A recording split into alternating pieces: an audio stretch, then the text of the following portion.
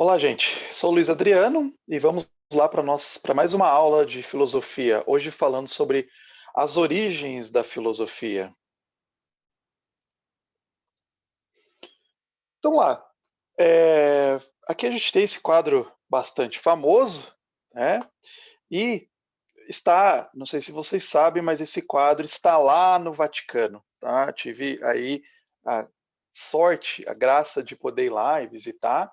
E por que será que está lá no Vaticano esse quadro, né? Por que será que o Vaticano se interessou por pintar a Academia de Atenas? E a gente vai aprofundar quando a gente vai chegar lá na Idade Média, né? A gente vai pensar depois na parte da Reforma, na Idade Média, a gente vai ver que o pensamento grego, o pensamento filosófico grego foi um pensamento que permaneceu, né? Perdurou por muito tempo. Esse quadro, então, né, a Academia de Atenas, ele está lá no Vaticano, dentro do Vaticano, e numa sala chamada Stanza della Segnatura, e foi feito pelo Rafael, né, um dos grandes pintores renascentistas. Toda a sala, né, foi pintada aí. Então, o Vaticano é todo cheio de obras do Michelangelo e do Rafael, né, são impressionantes. E está lá, né, então, essa pintura maravilhosa, né, impressionante, que vai contando um pouquinho da história. Você fica parado ali e você vai vendo a história da filosofia sendo contada nesse quadro. Tá? Então, a gente tem aqui, né, nos detalhes, claro que está Platão e Aristóteles, né, os dois aí grandes da filosofia, né, que a gente até hoje a gente tem aí como grandes influências para a gente, né? O Platão então está apontando para cima, tá? Ele acreditava então que a realidade última está presente em experiências cotidianas, e o Aristóteles ele pensava que o mundo desculpa, o Platão ele não acreditava que a realidade estava presente nas experiências cotidianas, por isso que ele aponta para o céu. Tá? Está lá no reino das ideias. O Aristóteles, apontando para cá, para a Terra, ele pensava então que o mundo de todos os dias é mais autêntico do que o mundo das ideias de Platão. Né? Então, Platão aponta para a realidade que ele acreditava, né? Além do cotidiano, no mundo das ideias, no mundo das formas, e o Aristóteles, e o Platão também está segurando um livro Timeu, né, que é um tratado dele, no qual ele escreve as origens do mundo físico. Aristóteles, então, ele tem uma cópia da Ética em sua mão. É uma obra que eu recomendo até para qualquer um ler hoje em dia, é muito bom. O livro traz muitos insights para os nossos dias. E os caras zoam, né? Fazem lá uma brincadeira, né? Colocam eles lá. Parecia que eles estão segurando. Depois que você vê essa imagem, você não consegue desver, você sempre fica imaginando, né? Eles segurando aí as bolas, jogando no basquete. Que a gente tem, então, né? Os, a numeração aqui de alguns, não vou falar de todos, tá? Mas é interessante porque mostra que alguns dos gregos famosos aí, né?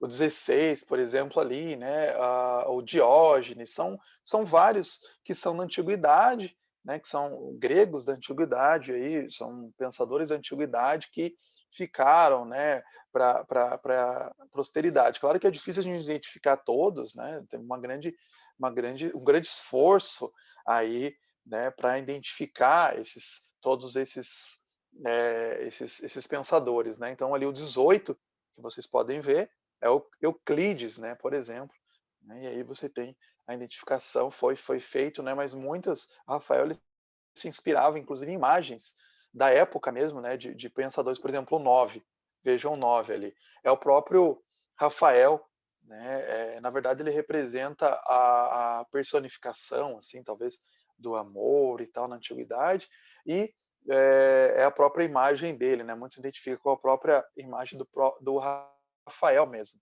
né? Deixa eu ver aqui. O 13, vejam o 13. Tá ali, né, na frente, é uma homenagem ao Michelangelo, né, com as feições do Michelangelo, né, ou Heráclito na antiguidade, né, também um outro pensador grego. Então tem aqui, né, como eu disse, né, uns Euclides, né, para vocês aí bastante importante na matemática também, né? Então essa pintura aqui renascentista, mostrando alguns dos grandes filósofos, né? Tá ali, né, o Pitágoras, olha ele ali, né, matemático, também filósofo, né, porque na antiguidade a gente não tinha muito essa diferenciação, né, tão grande como a gente tem hoje, né, o cara é matemático, o cara é físico, o cara é químico, biólogo, filósofo, não, eles acabavam abarcando uma vasta rede de conhecimentos, né, mesmo você vai ver um renascentista como o Da Vinci, né, ele pensava em várias áreas. Multidisciplinar, a gente tem tentado resgatar hoje isso, né, mas eles já eram multidisciplinares antes de essa palavra ser famosa, né, antes desse termo ser famoso. Então a gente tem aqui o nascimento da filosofia na Grécia, nessa região, numa região não tão grande, né, não tão espaçada, mas é a região e aí que a gente tem onde nasce. Então você tem as fases, inclusive, né, amarelo são o início, o período chamado período pré-socrático, né, em amarelo. Depois você tem o período clássico, já ali você tem o nome de Aristóteles, Platão e Sócrates, né, a partir ali, ó, é o Platão em Atenas, né, no centro do mapa aqui, né, aqui, né, e aí você tem depois o período helenístico, onde se espalha mais, né, Epicuro, aqui onde começa a se espalhar cada vez mais a filosofia.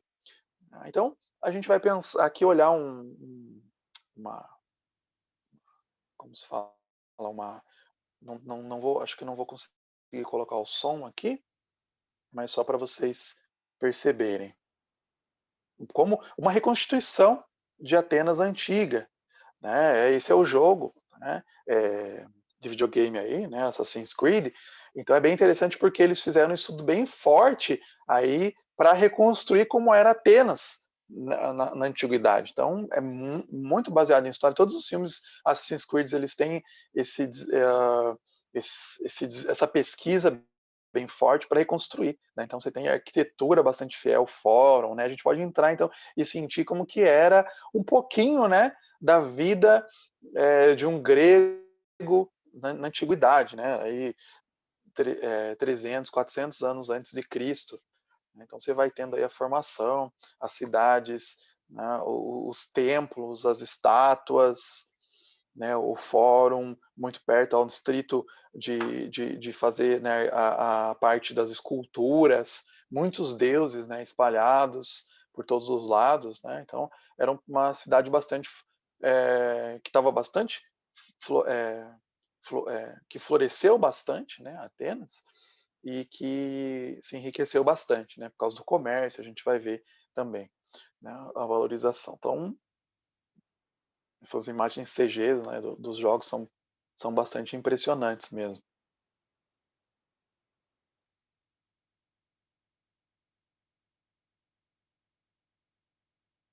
A cerâmica, né, alguns a gente conseguiu, por trabalho de arqueologia, a gente conseguiu manter, né, às vezes ainda a gente tem ainda isso, até a gente tem algumas quando você visita esses países, né, esses lugares, você ainda consegue. Agora isso é importante porque é um lugar público, onde todos, né, podiam, ou os cidadãos, né, podiam falar e apresentar suas queixas e participar da política. Isso foi uma coisa bem pública, então uma coisa bem forte, né? Então essa coisa do lugar público, né, a ágora foi uma grande invenção dos gregos, né, que claro deu origem aí, né, para o Areópagos é um lugar onde também as pessoas podiam ir e falar, né, se você ler a Bíblia lá, Paulo, ele vai nesse lugar, no Areópago, para falar, né, sobre ali o que ele estava vendo, sobre a cidade e tal, sobre, né, os ritos pagãos e tal. Então, é, é um lugar que né, era ainda forte nos tempos romanos, né, no tempo de Paulo.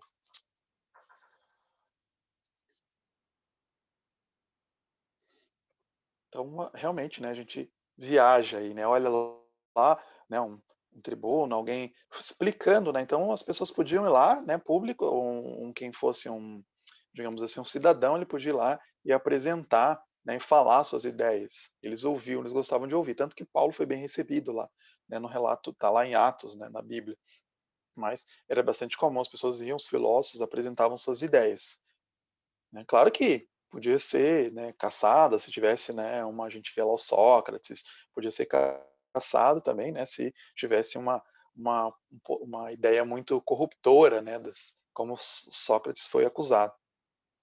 Templo de Zeus, né, sendo aí construído, Zeus, né, a grande deidade aí que ficou também na religião, não só na religião grega, mas também passou na religião romana, né, foi adaptado. Muitos deuses da religião grega foram incorporados na religião romana, né.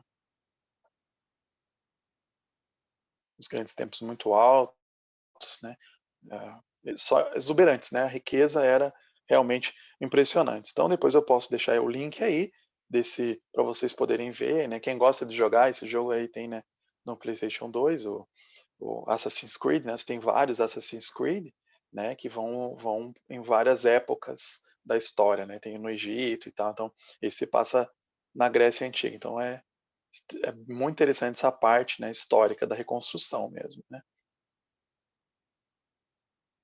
Acrópolis, tá.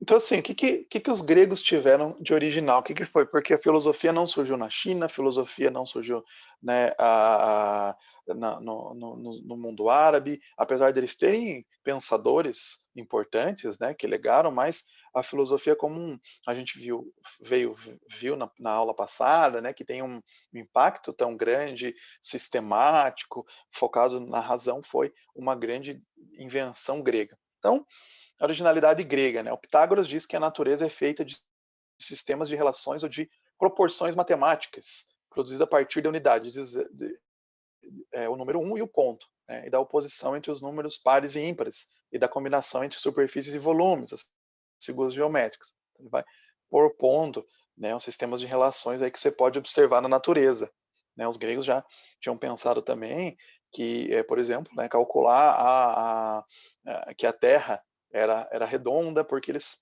sabiam, né, usavam muito da matemática, eles tinham essa noção de que existiam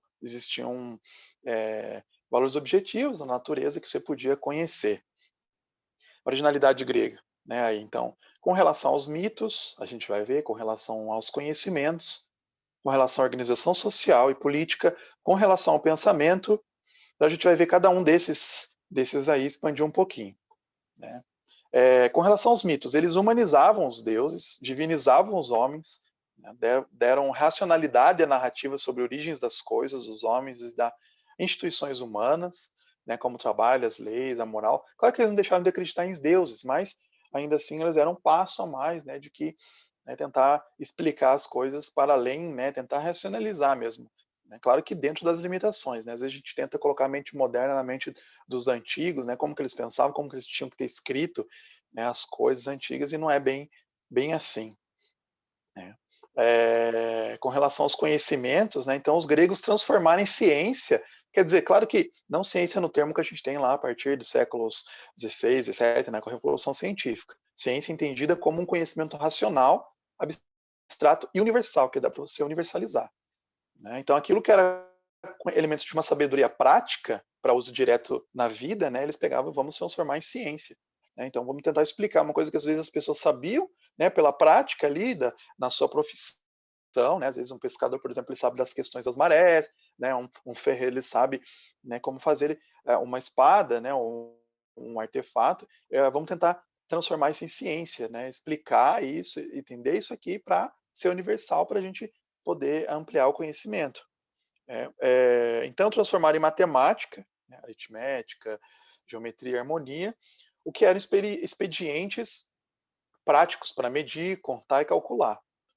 Tá? Então, transformar em astronomia, conhecimento racional da natureza e do movimento dos astros, aquilo que eram práticas de adivinhação e previsão do futuro. Transformar em medicina aquilo que eram práticas de grupos religiosos secretos para a cura misteriosa de doenças. Então, eles tentaram dar alguns passos de racionalizar. Né? Claro que a astrologia ainda continuou, né, sendo durante muito tempo, né, vai precisar de uma paulatina mudança ali na Idade Média, né, até a gente ter uma completa mudança na Revolução Científica em diante para acabar com a astrologia, né, isso tudo que você olha para os astros, isso interfere na nossa vida e tal, né, mas serviu bastante para entender o movimento dos astros, né, esse conhecimento passado. Então, é bem importante isso. Quando o Isaac Newton ele vai, né, fazer os seus conhecimentos, elaborar as leis, né, ele fala até, né, eu fiz sobre o ombro dos gigantes, né, por quê? Porque eu olhei para o passado, estudei o que que as pessoas do passado tinham aprendido e fui além, né, eu aperfeiçoei isso. Então é bem importante, a gente perdeu muito conhecimento da antiguidade, né, por destruição. Por exemplo, a Biblioteca de Alexandria, que era uma grande biblioteca, foi destruída, né, se perdeu muito conhecimento que a gente podia ter, né, avançado muito mais, mas a gente perdeu e daí teve que resgatar, e a gente vai ver ao longo da Idade Média, depois também no Renascimento, né, resgatar essas coisas antigas. Também eles tiveram originalidade com relação à organização social e política, né, eles, não somente eles inventaram a ciência e a filosofia, né, mas também eles inventaram a política, pode-se dizer assim, né, o ato de pensar na cidade, né, a palavra política vem do grego polis, né, então de pensar, de conversar, discutir os andamentos de como iam ser feitas a administração da cidade. E isso podia participar várias pessoas, né. Com relação ao pensamento, né, diante da herança recebida, os gregos inventaram a ideia ocidental da razão como um pensamento sistemático que segue regras. Né, em nenhum outro lugar isso aconteceu. Né, então tem regra nesse período, vai acontecer depois, né? Mas nessa época foi primeiramente os gregos que tiveram essa originalidade de pensar, né, racionalmente, então através de regras, normas e leis de valores universais. Então o 2 mais 2 serão sempre 4. Né? O triângulo sempre terá 3 lados, o Sol sempre será maior do que a Terra, mesmo que ele pareça menor do que ela. Né? Então eles vão elaborando esses pensamentos, essas regras. Né? Sem essas regras básicas, né, você não tem como partir, né, como é, construir outras formas de pensamentos, né? Porque você toda vez tem que ficar pensando no que 2 mais 2 será que são 4, né? E, por exemplo, né, esses pressupostos básicos a ciência não caminha, né, não se desenvolve. Mas o que tornou possível o surgimento da filosofia na Grécia no final do século VI, início do século, no final do século VII, né, início do século VI antes de Cristo. Então, portanto, 600, quase 700 anos antes de Cristo. Porque a gente sempre pensa, às vezes, surgiu lá por sorte, né? Não, teve vários elementos aí necessários. Uma delas, as viagens marítimas. Eu coloquei a capa aí de um CD que eu gosto bastante dessa banda, de rock progressivo, Symphony X, né? Porque exatamente tem uma música lá, que é bem longa ali, né? Tem mais de 20 minutos, onde se fala exatamente sobre a Odisseia, né? Contando exatamente sobre, né, esse momento aí, né, que ele sofria ali, o herói, né, sofre com as sereias e ele se prende, né, e aí ele tem que ficar preso ali para não sofrer influência, né, o Odisseu, né, e para retornar para casa. Então se contava aí já as viagens marítimas, claro que eram restritas ainda, né, mas essas viagens marítimas fomentaram, né, o conhecimento mais amplo, porque você tomava contato com outras culturas, outros povos e ampliando cada vez mais. Isso aqui é uma imagem, né, uma pintura antiga, também eram bastante perigosas, né, bastante complicadas, eram restritas, mas foi bem importante para o desenvolvimento até do pensamento filosófico, né. A invenção do calendário, né, você saber exatamente os períodos, as épocas, a temperatura que era esperada, né, se tornava um modo de você racionalizar o tempo e você saber usar ele mais o tempo. Então os gregos começaram a ter pessoas que podiam ser destinadas a pensarem. Veja que vida boa, né? Em alguns lugares você não tem, né? Em tribos, né? Sociedades tribais, você não tem a figura, né? Às vezes tem uma figura de um líder lá, né? Que é o xamã e tal, o sacerdote, mas era raro, né? Ter as pessoas que podiam se dar ao luxo de pensar. E em sociedades mais estruturadas, né? Ia se dando pessoas que podiam pensar, né? Então podiam sentar lá e pensar como que poderíamos melhorar a política, como poderíamos melhorar as questões públicas e também ciência, né? Investir em ciência, investir em pensamento para que isso trouxesse, né, uma vantagem para esse povo, né? Uma vantagem essa para essa sociedade. A invenção da moeda, né, facilitou as trocas comerciais, então eles conseguiam, né, entre eles mesmos saber, né, de uma maneira mais fácil, também mais racional o comércio. Racionalizou até o comércio, né, porque você sabia exatamente, né, o que você estava pagando, o que você estava recebendo por aquilo, né. Antes você tinha que era meio que trocas, escambos, né, era complicado, né, você fazia antes da invenção da moeda, você comerciar. O surgimento da vida urbana, tá, que você tem agora uma sociedade onde é mais estruturada a vida, né, você tem até defesa, mais fácil de tornar defesa, mais fácil as trocas de ideias, né, enfim, uma série de benefícios que foram sendo trazidos pelos gregos primeiramente, depois pelos romanos, né, numa infraestrutura mesmo, né, onde as pessoas podem contar ali com, claro que com água mais fácil, né, claro que, né, levando em consideração o período, né, mas acesso à água, acesso à segurança um pouco, né, mas então essa vida urbana ela acaba centralizando a vida das pessoas e também tornando um pouco mais segura de vários pontos, né, de vista. Surgimento aí, a invenção da escrita alfabética, né, porque isso também facilita a comunicação, facilita a transmissão de ideias. É sim básico, né, a filosofia ela precisa da escrita, né. Sociedades que eram muito orais, dificilmente elas desenvolveriam uma filosofia mais sistemática, né, porque você vai contando, então é mais difícil você formular coisas mais complexas, né, de maneira oral. E quando você consegue escrever, você consegue refletir, você consegue escrever coisas, tratados cada vez mais complexos, né. Então a escrita alfabética que facilitou, né, a forma tornou mais rápido, também mais fácil de aprender, né, foi um grande passo em relação aos vizinhos da antiguidade, né. A invenção da política também, né, porque aí as pessoas podiam, claro que não todo mundo, né, muitas vezes tem essa, é um mito também que se joga, assim, da democracia ateniense, né, se fala: "Ah, os atenienses eles eram, extremamente, eh eh, democráticos", né, mas tem que se pensar bem isso, né, porque, é mais ou menos, né, não é tanto assim.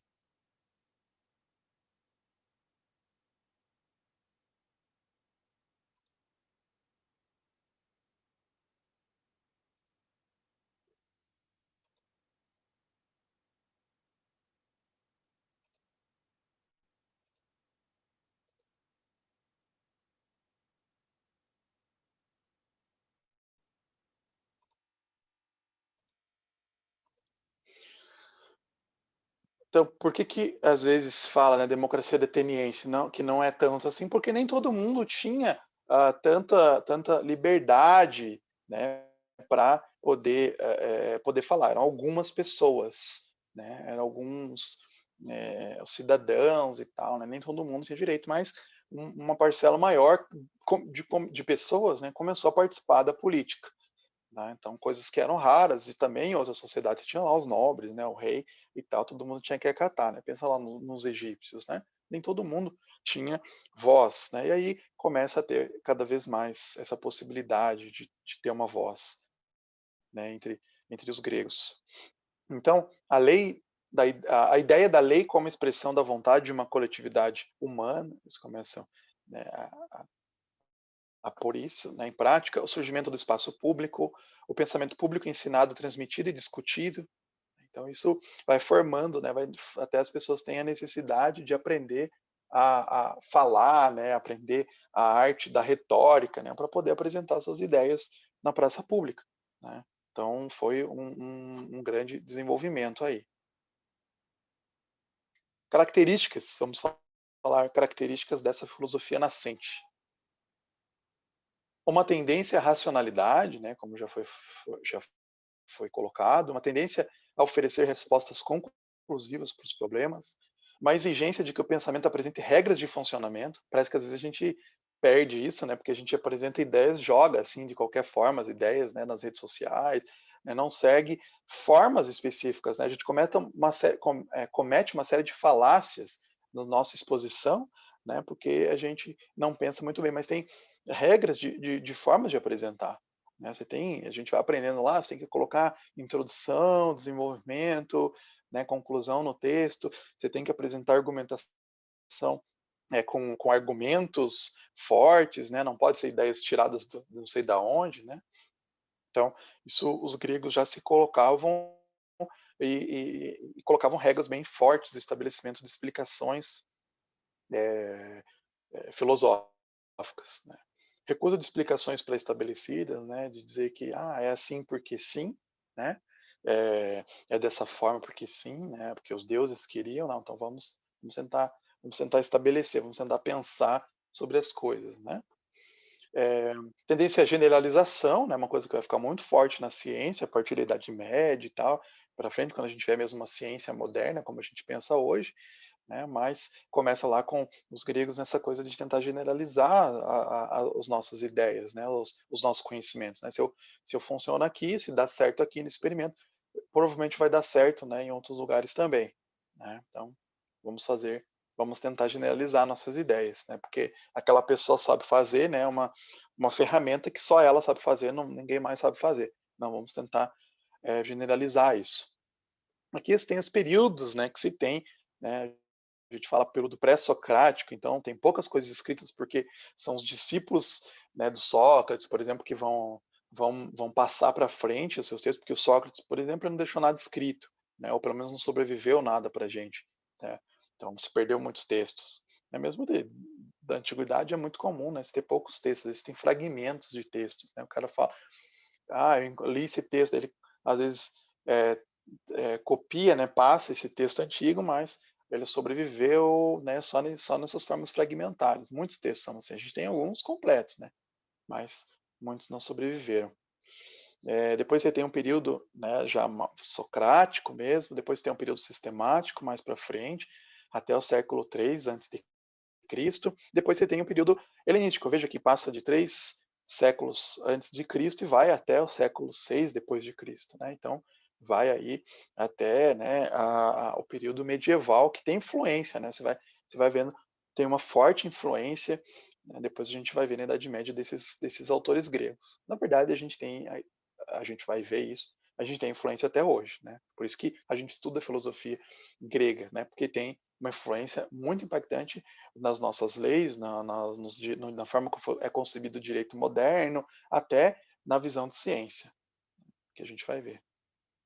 E o período pré-socrático, né, o Teorema de Tales, muito conhecido de vocês matemáticos, né, ele calculou a altura de uma pirâmide egípcia por meio da sombra, né, então ele buscava exatamente essa explicação racional e sistemática sobre a origem, a ordem e transformação da natureza. Tentar entender como isso ocorre através de formulações, né.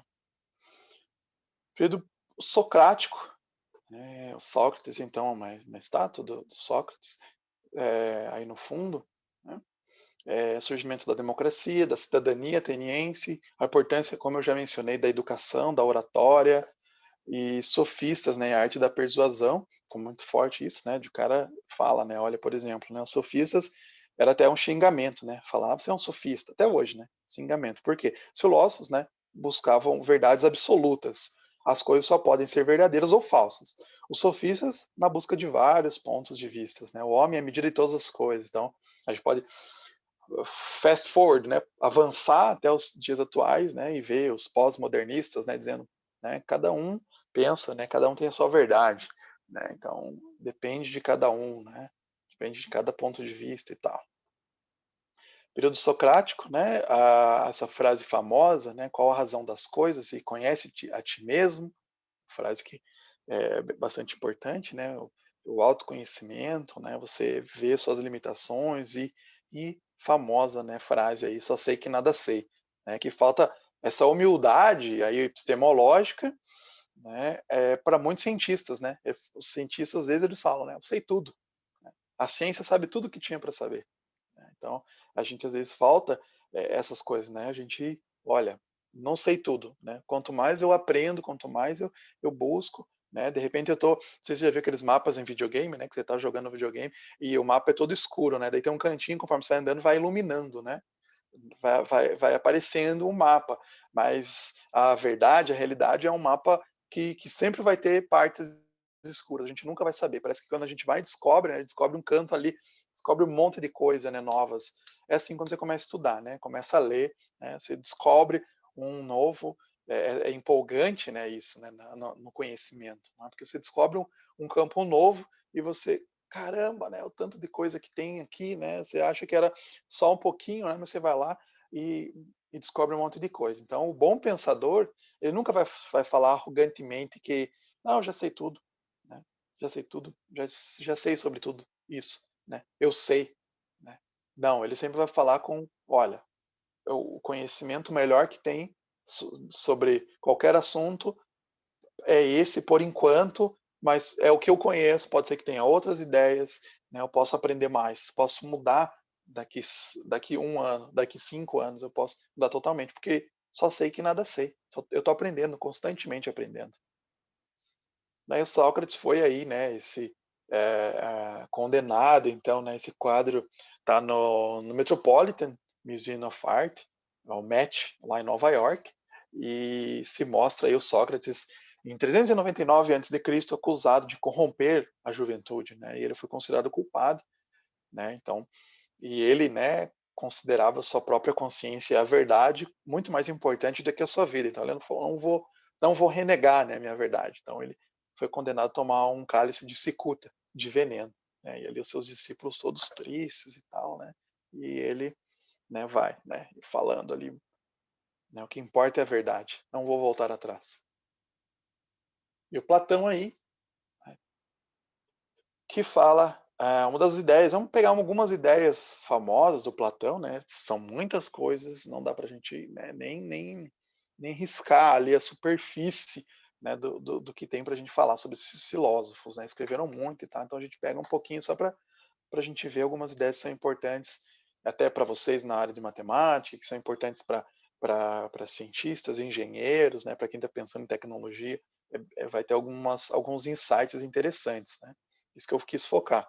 Uma das coisas que ele falava, né, a alma é imortal e imperecível, né, a visão dele que ele tinha, por isso que vai ter na Idade Média os neoplatonistas, os cristãos que vão pegar algumas ideias e falar, olha, tinha algumas coisas que o Platão estava certo. Então vamos pegar as ideias dele aqui, vamos ver o que ele estava certo e aproveitar, né? Por exemplo, essa ideia que faz, né, um pouco aí com os cristãos, né? Faz sentido para os cristãos também. O mito da caverna, eu já falei, né? Muito explorado e a gente tem aí, será que os mitos da caverna moderno, né? Que a gente fica lá preso na TV, fica preso no celular, né? A gente tem um encontro social, a gente está ali no celular, né? Lá tem até o carinha ali comendo a sua refeição, né? Com um potinho ali que tem, né? Pro Nissin, pro miojo dele ali, né? Com um encaixe pro celular. Né? É uma prisão mesmo. Né? Às vezes a gente pode ir para ver como perdura, né? Essas ideias, os filósofos antigos perdura. A gente às vezes não precisa nem, só precisa dar uma atualizada, né? Assim, mas eles já nos falaram essas coisas há milênios, né? Há séculos atrás. Né? E o mito da caverna a gente pode trazer hoje, né? As pessoas estão presas ali no celular e não estão saindo para a realidade, para ver a realidade. A ideia, né, que tem então no campo das ideias existe, né? A gente não tem acesso total à verdade, tem no campo das ideias aí a figura, a imagem verdadeira, né? Do cavalo, por exemplo, né? E a gente aqui tem só um reflexo. Atlântida, esse mito da Atlântida tem lá nesse livro na República, né? Não, aparece no Timeu, a Natureza, né, nesse livro, Timeu, que é o livro que ele está segurando lá, né, naquela imagem primeira lá do início da aula, que ele aparece Atlântida, uma das primeiras vezes que aparece isso, né, que era uma ilha lendária aí, né, que aparece em várias, e depois em várias histórias, né, inclusive tem um desenho da Disney, né, tem nos filmes de heróis aparece, né, o mito da Atlântida, né, como lá na DC a gente tem o Aquaman, né, então é um mito que permaneceu aí como uma primeira visão utópica, né, uma das primeiras utopias que a gente tem na história da humanidade. Então, como seria, né, um lugar perfeito assim. Esse livro eu só coloquei de exemplo, é um livro bem legal, bem gostoso de ler, Platão no Googleplex, para mostrar como a Rebecca Goldstein ela escreveu, falando como que a filosofia não vai desaparecer, desaparecer, não adianta muitas pessoas querendo acabar com a filosofia, tentando destruir, mas ela não vai, ela sempre vai permanecer. E ela mostra nesse livro várias ideias de Platão que permanecem até hoje, várias ideias que a gente pode usar até hoje, né? Ó, o Platão ali com o Clinho, né? Mitou ali, né? Para mostrar como as ideias permanecem. Então, ela vai cruzar com ciência moderna, com ciência atual, né, contemporânea, mostrando como permanece e a gente pode aprender muito ainda com Platão. Não se esgota nunca, né? Platão, olha só que interessante que ele falava sobre tecnologia. A gente tem aí um grande exemplo arquitetônico, né, grego, ateniense, né, que permanece. Então a gente às vezes constrói uma coisa hoje, né, os engenheiros constroem uma coisa hoje e, e cai, não dura nada, né? E os gregos construíram coisas que duram séculos, milênios, né, até hoje de pé lá, né? E imagina se continuasse construindo, né, muito mais tempo, né? Um padrão deles era construir para sempre, né? Para durar para sempre. Não era construir uma coisa daqui 10 anos, 50 anos a gente destrói e constrói outro. Não, era construir para durar. Né? Então, olha a visão que o Platão tinha sobre tecnologia.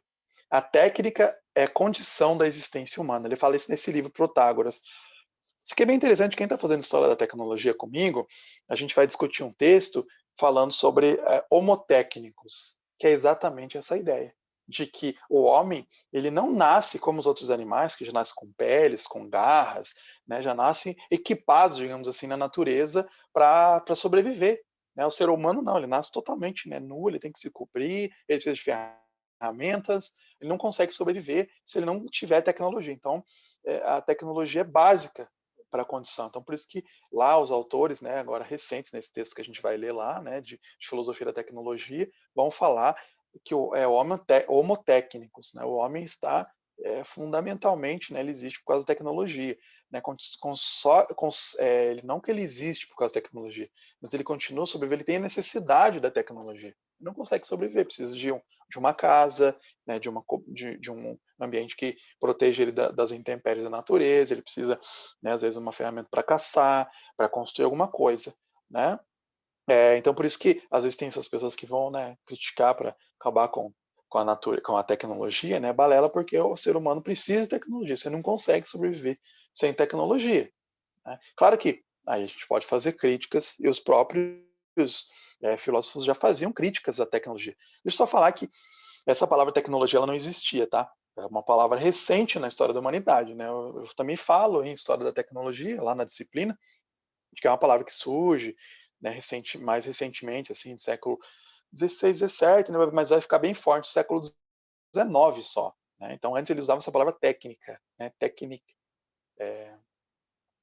que significa, então, uma coisa até mais vasta do que a gente entende por tecnologia, né, como que é só objetos técnicos. Mas eles também falavam sobre habilidade de fazer, né, era a ideia de transformar o mundo, né, transformar o mundo natural de uma forma que a gente possa usar, né, possa nos servir. Outra coisa que ele falava, a técnica como expressão da racionalidade. A tecnologia, depois a técnica vai se desenvolver tanto e vai exatamente ter essa ideia de tecnologia que é exatamente você pegar e racionalizar ainda mais, né, com o conhecimento científico que você tinha, transformar mesmo, aperfeiçoar essa técnica, né, e daí chegar numa tecnologia. Mas já existia tecnologia na antiguidade, né? Olha aí como esse fundo mesmo, como eu disse, né? Essa arquitetura, né? Precisava uma tecnologia estupenda para construir isso, né? Tanto que você não vê isso em todas as culturas, né? Você vai para outras culturas em outras regiões, você não tem construções tão formidáveis, né, nessa época, nem até hoje, né? Às vezes as pessoas vão estudar as construções antigas e eles falam a gente não sabe como eles fizeram isso, né? Tem um panteão, um dia pesquisem para vocês verem, quem é da área de engenharia vai gostar muito, matemáticos também vão gostar muito, pesquisem sobre a construção do panteão lá em Roma, que é um negócio impressionante que eles não conseguem fazer, tem um domo redondo que eles não entendem como que foi construído aquilo, não tem separação, não tem aquelas coisas de sustentação que a gente fala, pilares de sustentação, um negócio assim impressionante, assim, que você entra, absurdo, imenso, imenso, e eles construíram na antiguidade, né? A gente às vezes olha assim e fala, tecnologia antiga, né? Aquilo lá não é tecnologia, né? Tecnologia que a gente tem hoje, né? A gente não consegue construir o que eles faziam antigamente, né? Tantos séculos atrás.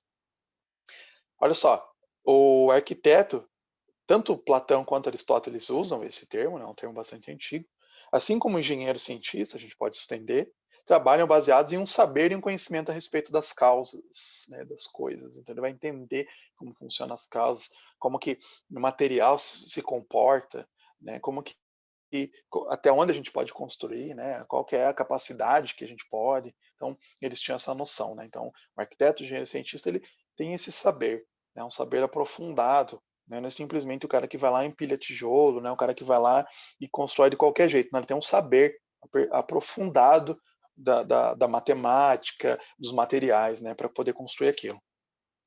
A gente tem o período sistemático, né, que é principalmente marcado com Aristóteles, né, antes de um conhecimento constituir seu objeto e campos próprios, seus procedimentos de aquisição, exposição, demonstração e de prova devem primeiro conhecer as leis gerais que governam o pensamento. Né, isso é Aristóteles falando. Né, antes de você ir lá e desenvolver um campo específico, digamos biologia, você precisa entender todo o campo. É por isso que você vai estudar, né, você não começa assim, né, você lá pequenininho, né, criança, 7 anos, eu quero ser biólogo, então tá, então vou estudar lá já biologia, ou eu quero ser engenheiro civil, né, arquiteto, e eu vou lá estudar. Não, você tem que começar pelas áreas, as leis gerais que funcionam, que governam o pensamento. Então você vai aprofundando cada vez mais, né, ampliando para depois você ir num elemento muito específico, né. Então, o conhecimento funciona dessa forma, né, a gente precisa ter um conhecimento mais vasto para chegar. Às vezes a gente tem um problema também, né, que a gente às vezes fica muito específico, muito especializado ali, também não conhece de fora. A gente precisa conhecer de fora as leis gerais para a gente se aprofundar num campo específico. E Aristóteles falava, né, lembra, a mão não estava apontando para cima do Aristóteles, estava apontando para cá, né, para a Terra. A verdade está no mundo à nossa volta. A gente pode entender, né, as coisas, como elas funcionam, analisando aqui à nossa volta. Esse era o pensamento aristotélico. Né? Então, esse aqui, né, lá no Vaticano, a gente viu aquela pintura, né, lá, pintada pelo Rafael, que mostra Platão apontando para cima, Aristóteles com o braço reto, voltado para baixo. O Aristóteles, para ele, só existe um mundo, não existe o mundo das ideias. Né? Então, tudo que você está pisando agora, imperfeito, mutante, né, que pode mudar, louco e lógico, né, mas é esse mundo, só existe esse mundo, né, segundo ele. Então, por isso que ele queria conhecer essa natureza viva, né, as coisas que podia se tocar.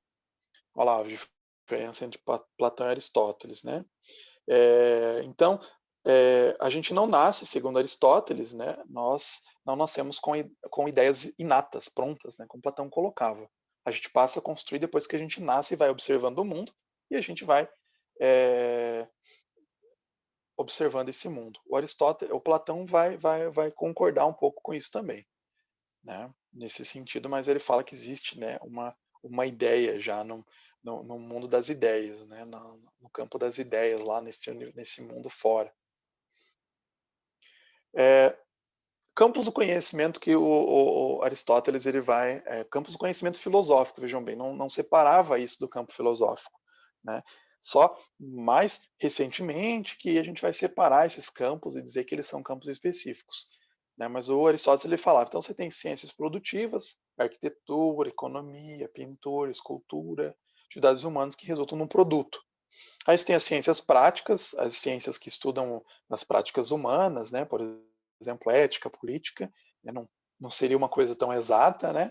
As ciências teóricas, teoréticas, né? Também biologia, matemática.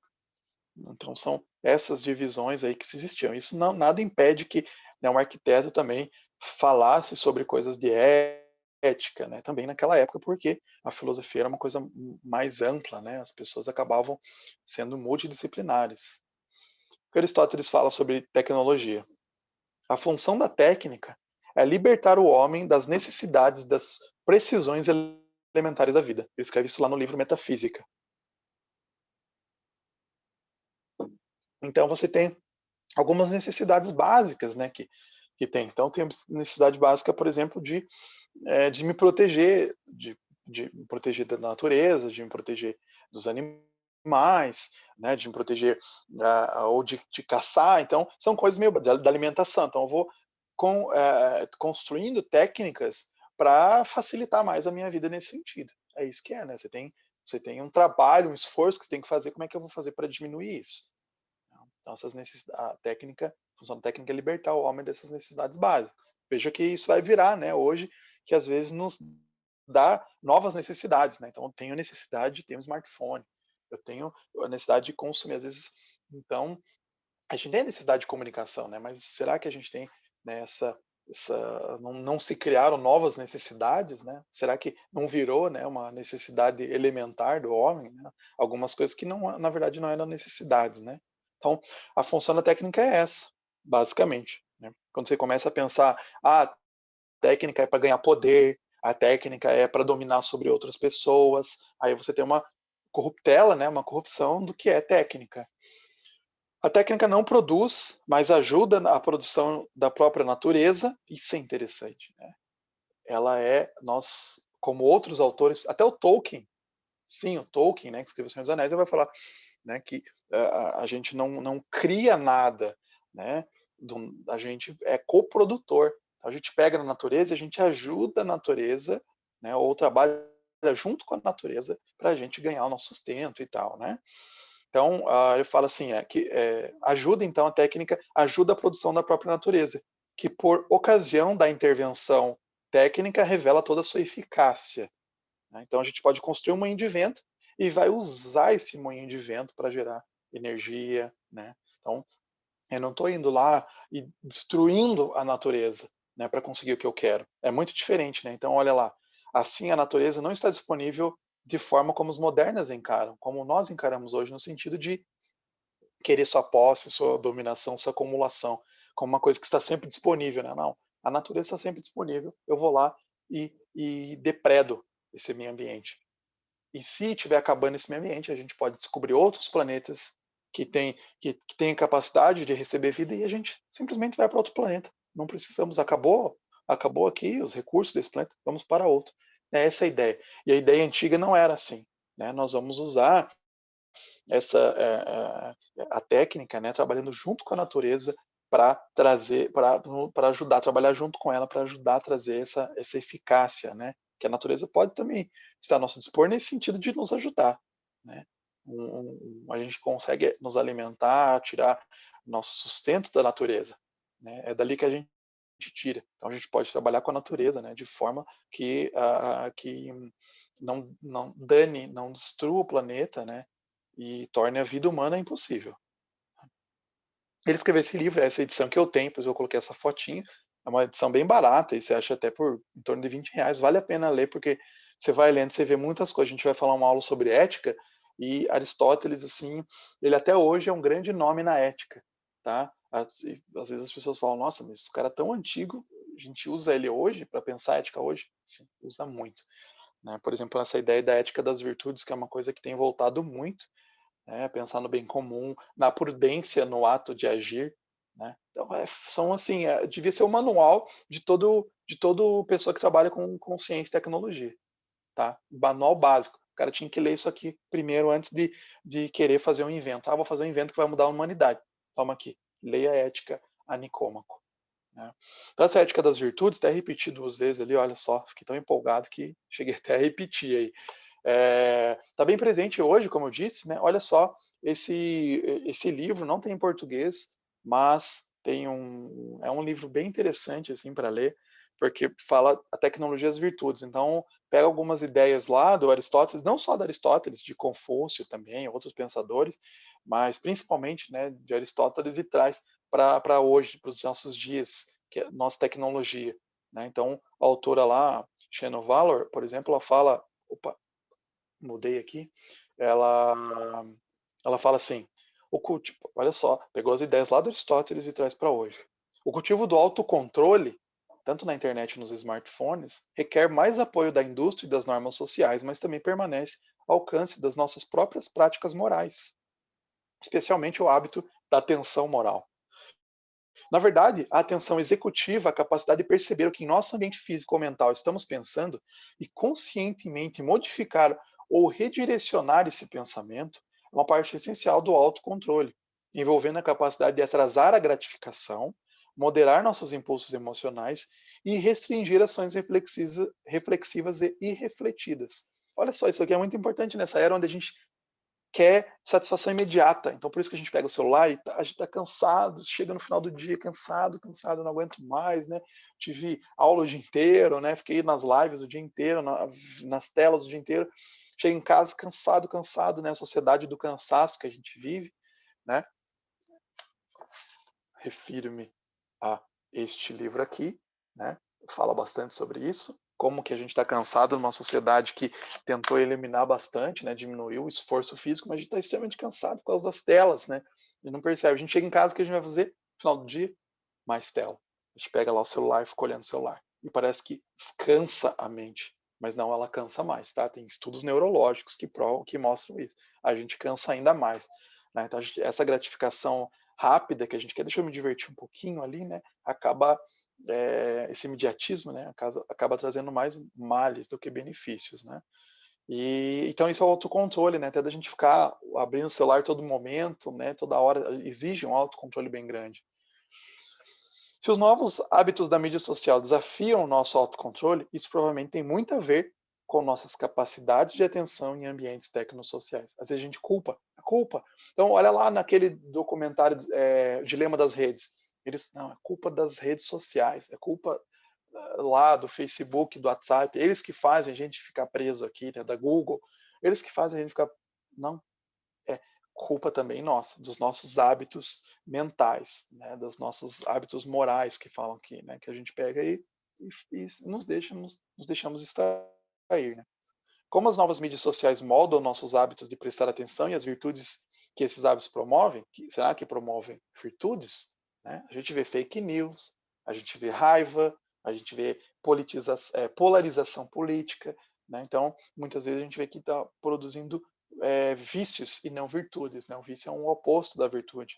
Né? As redes produzem vícios. Né? Lá no Dilema das Redes eles falam. Qual que é uma das únicas economias, as únicas indústrias que chamam os seus consumidores de usuários? Né? Nós somos usuários de redes sociais. Por quê? Porque somos viciados em redes sociais. Né? Então, essas virtudes lá que a gente pega lá no Aristóteles, a gente pega e traz, e a Shannon Valor, ela fala de virtudes tecnomorais, ela não chama tecnomorais, mas são virtudes morais, são virtudes antigas que estão aí, né, há milênios, são as mesmas virtudes que a gente cultiva. Então a gente não precisa de ética nova. Às vezes a pessoa fala, nossa, surgiu inteligência artificial, agora a gente tem que correr atrás da ética. Ah, surgiu CRISPR, né, edição de DNA, a gente precisa de uma nova ética, porque tem novas tecnologias. Não, a ética já está dada. Né? Só a gente olhar lá, reler ou ler pela primeira vez livros milenares. Né? Por exemplo, aí, essa ética nicômaco do Aristóteles.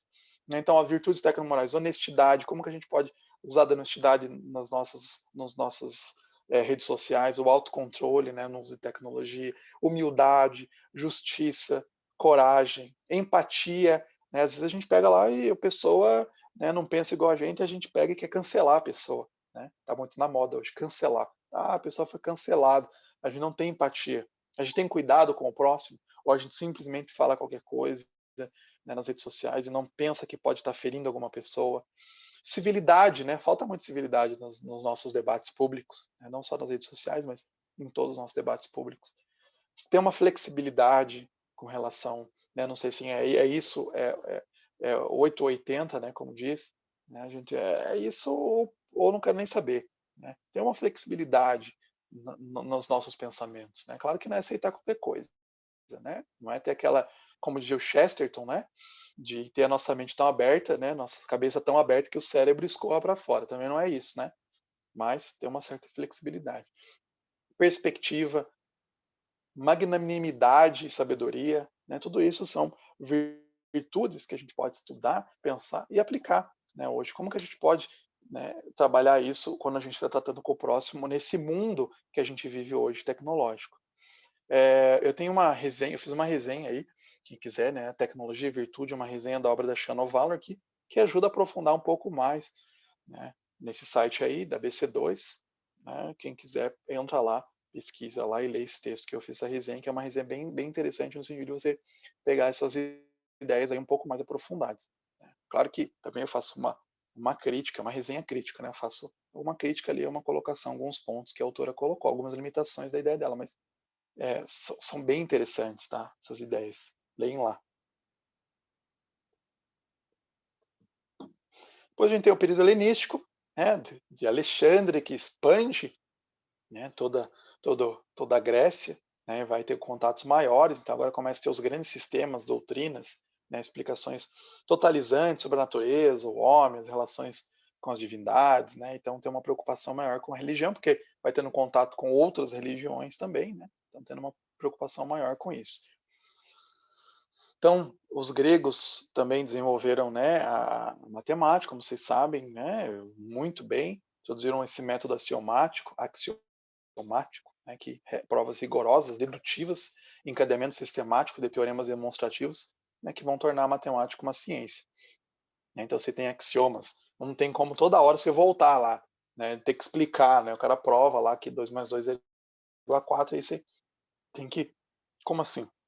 Tem que provar, né? Às vezes tem veja um vídeo na internet da matemática alternativa, né? Que as pessoas têm, não, mas quem disse que 2 mais 2 é igual a 4? Eu acho que 2 mais 2 é 22, né? Então, para mim é isso, né? Aí você tem que provar coisas básicas. É isso que acontece hoje em dia que a gente vê nas redes sociais, né?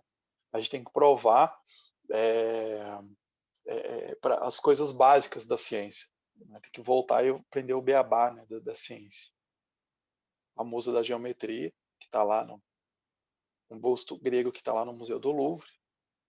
E, né, essa coisa que só depois Galileu vai falar, né, já no período moderno, né, no final, né, da era medieval para o moderno, né, o livro da natureza está escrito na linguagem da matemática. Né, é uma coisa que os gregos percebiam isso, né, muito bem.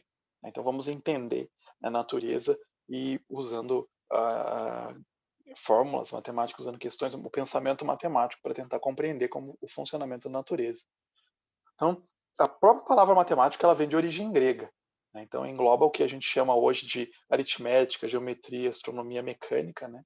E os pitagóricos lá, antigos, dividiam em aritmética, geometria, astronomia e música. Então, na concepção de Aristóteles, apenas aritmética e geometria, as duas áreas teóricas que mais atraíam os gregos antigos, eram consideradas ciências puramente matemáticas. Né? O resto era outras coisas, né? E entrar em outras formas de pensamento. Não proibia ninguém de estudar, claro, né? Ele mesmo, né? Estudava, ele também era matemático, biólogo também, né? Mas essas áreas eram digamos assim, as mais exatas, as ciências exatas aí, né? Alguns impactos para os dias atuais. Né? A gente tem muitos impactos. A gente pode ficar aqui muito tempo falando, por isso que a gente estuda filosofia grega, né? Hoje na escola, na universidade, porque eles deixaram legados muito impactantes, né, para a sociedade ocidental. Então, a lógica, a observação racional do mundo, ideias básicas de geometria e conceitos matemáticos de Pitágoras, Euclides e Arquimedes, entre outros. Né? A medicina de Hipócrates tem até hoje, né, o juramento de Hipócrates na medicina. Né? Depois a tecnologia e ciência na Idade Média vai ser muito influenciado pelas ideias filosóficas dos gregos e dos romanos. Então, isso foi, né, os primeiros modelos astronômicos que se tem notícia. Né? Aqui a gente tem o Astarcos, né? Se não me engano, esse é o nome dele, Aristarcos, né? Que propõe o primeiro modelo do sistema heliocêntrico. Né? Então, o Sol no centro, né, do planeta. Eles tinham até pensamentos bastante interessantes. Tem livros muito interessantes que falam sobre isso. Quem gosta bastante de matemática, eu tenho um livro, A Janela de Euclides, que é de um autor matemático e é muito interessante porque ele vai pegando, né, esse avanço desde os gregos antigos, mostrando até nos dias atuais, né, de ter GPS e tal, como que, né, a geometria euclidiana foi muito impactante, né, isso aí, né, tudo fruto, né, do pensamento grego, que vai sendo depois aperfeiçoado tanto por ocidentais e orientais também, né, os islâmicos também tiveram uma herança grande aí dos gregos, né. E essa palavra tecné, que eu falei, né, que não existia tecnologia, existia a palavra tecné, né, que é uma palavra grega, né, que eu falo isso em História da Tecnologia, né, que é alterar o mundo de forma prática. Aí depois a gente vai usar logia também, outra palavra, né, e, em latim, né, para dizer o estudo da técnica.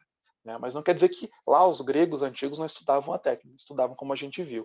Né? Mas eles tinham esse pensamento, então tinha uma visão que a gente precisa recuperar às vezes, né? Que a gente acha que técnica é, né, uma coisa, aquele cara tem uma técnica bem apurada, né, aquele jogador, aquele, sei lá, o profissão, né, mas é também, eles usavam nessa visão de que a gente podia modificar a natureza, né, de forma prática, alterar o mundo de forma prática, sem esgotar os recursos, né, trabalhar junto com a natureza. Né? A natureza possibilitou a gente colocar uma semente ali, né, ser fertilizada, a gente pode fazer isso. Como que a gente pode, então, trabalhar junto com a natureza para transformar esse mundo, né, e continuar vivendo nele, né, e continuar esse mundo, herdar para as próximas gerações, né, dar para as próximas gerações uma herança positiva de um mundo transformado para o bem. Então a gente tem muito que aprender com os antigos também. Era isso então, gente.